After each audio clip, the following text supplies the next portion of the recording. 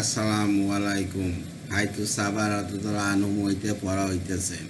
এই জন্য রসুল্লাহ সাল্লাম খুবই চিন্তাযুক্ত হইলেন। কেউ বলিলেন, ইয়া রাসূলুল্লাহ, ঘণ্টা বাজাবার আদেশ করিলে ভালো হয়। রসুল্লাহ সাল্লাম বললেন, না, উহা নাসাদের প্রথা।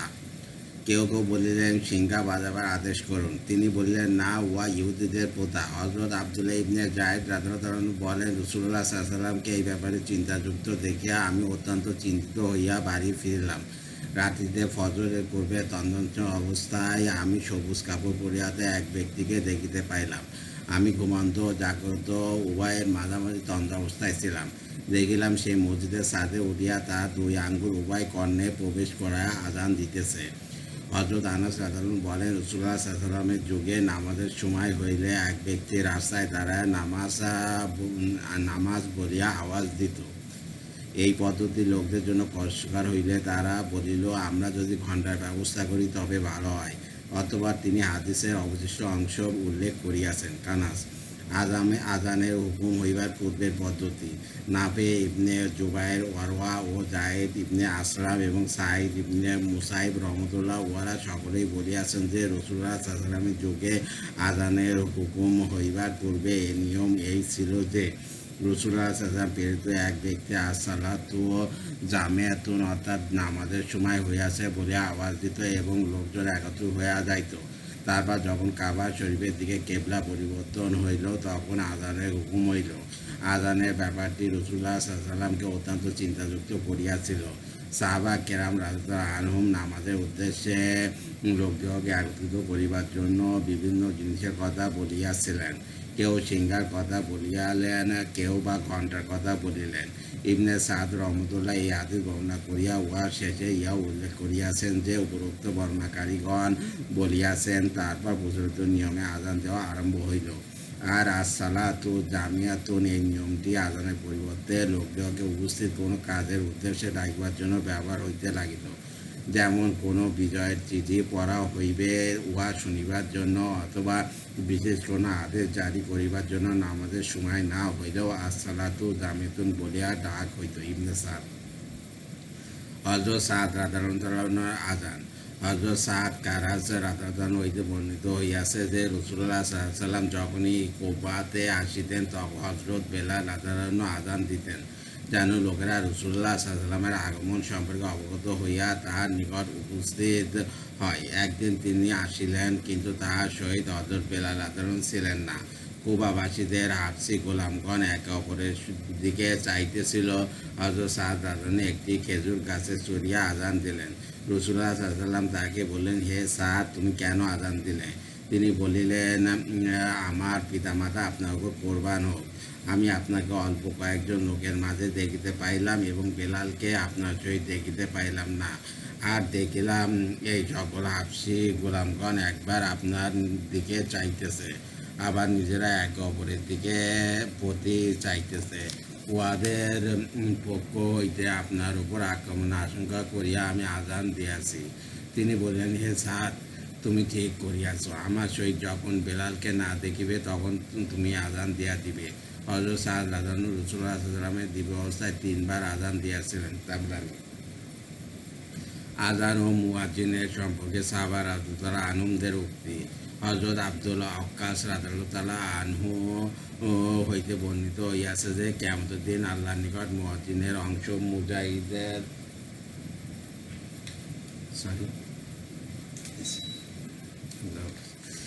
আজান ও মুয়াজ্জিনদের সম্পর্কে সাহাবা রাদিয়াল্লাহু আনহুদের উক্তি। হযরত আব্দুল ওয়াক্কাস রাদিয়াল্লাহু আনহু হইতে বর্ণিত হইয়াছে যে কিয়ামতের দিন আল্লাহর নিকট মুয়াজ্জিনদের অংশ মুহাজিরদের অংশের মতো হইবে।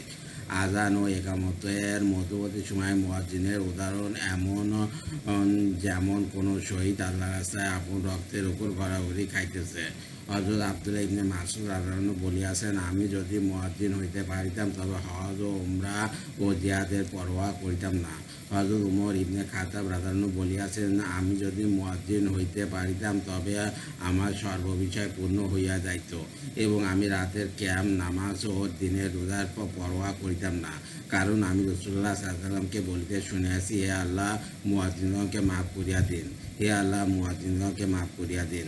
আমি বললাম, ইয়া রাসূলুল্লাহ, আপনি তো আমাদের অবস্থা এমন করিয়া দিলেন যে আমরা এখন আযানের জন্য তলোয়ার লইয়া মারামারি করিব। তিনি বললেন, কখনো এমন হইবে না। হে উমর, শীঘ্রই লোকদের উপর এমন যুগ আসিবে যে তারা তাদের কামকুঞ্জ লোকদের উপর আযানের দায়িত্ব ন্যস্ত করিবে। প্রকৃতপক্ষে আল্লাহ তাআলা এই সকল গোস্তকে, অর্থাৎ মুয়াজ্জিনদের গোস্তকে জাহান্নামের উপর হারাম করিয়া দিয়াছেন।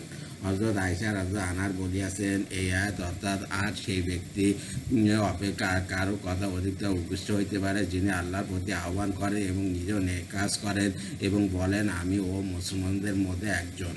মুয়াজ্জিন সম্পর্কে বলা হইয়াছে, সুতরাং যখন সে বলিল আল্লাহর প্রতি আহ্বান করিল, আর যখন সে যে নামাজ পড়িল, নেক আমল করিল, সে যখন বলিল, মুসলমান অন্তর্ভুক্ত হইয়া গেল।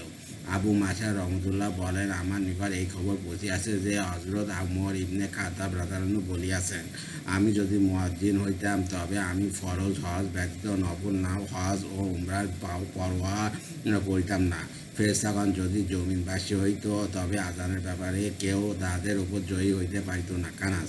কায়েস ইবনে আবি হাজেম রহমতুল্লাহ বলেন, আমরা হযরত ওমর রাদিয়াল্লাহু আনহুর নিকট আসিলে তিনি জিজ্ঞাসা করিলেন, তোমাদের মুয়াজ্জিন কারা? আমরা বলিলাম, আমাদের গোলামগণ। তিনি বলিলেন, উহা তোমাদের জন্য বড় দর্শনীয় জিনিস। এই খেলাফতের দায়িত্ব পালনের পর আযান দিবার শক্তি থাকিলে আমি অবশ্যই আযান দিতাম। হযরত আলী রাদিয়াল্লাহু আনহু বলেন, আমি এই জন্য আফসোস করি যে আমি হাসান ও হুসাইনকে মুয়াজ্জিন নিযুক্ত করিবার জন্য রাসূলুল্লাহ সাল্লাল্লাহু আলাইহি ওয়াসাল্লামকে কেন অনুরোধ করিলাম না। তাবরানী। হযরত আব্দুল্লাহ ইবনে মাসউদ রাদিয়াল্লাহু আনহু বলিয়াছেন যে, আমি উহা পছন্দ করি না যে অন্ধ বা কারিগণ তোমাদের মুয়াজ্জিন হোক। তাবরানী। একটু পানি।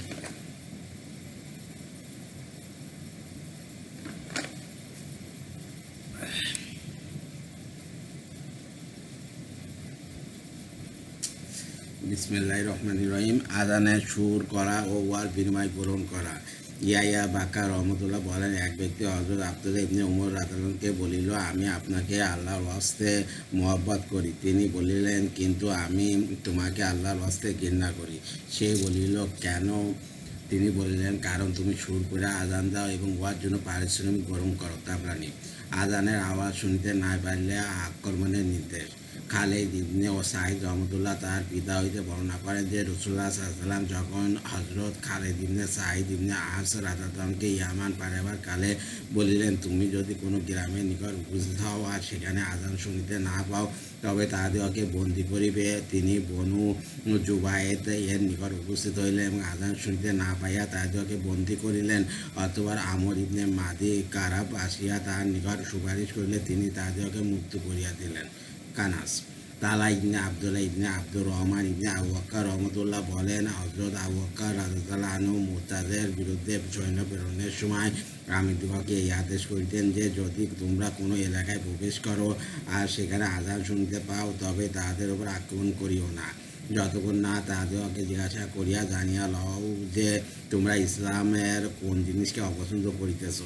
আর যদি আযান শুনিতে না পাও তবে তাহাদের উপর আক্রমণ করো, তাহাদেরকে কতল করো, জ্বালিয়ে দাও এবং অতিমাত্রায় কতল আহত করিবে। তোমাদের নবী সাল্লাল্লাহু আলাইহি সাল্লামের মৃত্যুতে তোমাদের মধ্যে যেন কোনো প্রকার দুর্বলতা প্রকাশ না পায়।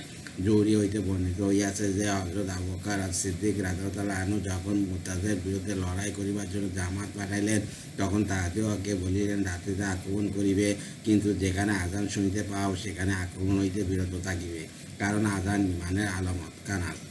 নবী করিম সাল্লাল্লাহু আলাইহি সাল্লাম ও সাহাবা রাদিয়াল্লাহু আনহুমদের নামাজের জন্য অপেক্ষা করা নবী করিম সাল্লাল্লাহু আলাইহি সাল্লামের তরিকা। হযরত আলী রাদিয়াল্লাহু আনহু বলিয়াছেন, রাসূলুল্লাহ সাল্লাল্লাহু আলাইহি সাল্লাম মসজিদে জামাতের সময় হইয়া গেলে তিনি যদি লোকজন কম দেখিতেন বসিয়া যাইতেন, নামাজ আরম্ভ করিতেন না, আর যখন অনেক লোক একত্রিত হইয়াছে দেখিতেন নামাজ আরম্ভ করিতেন।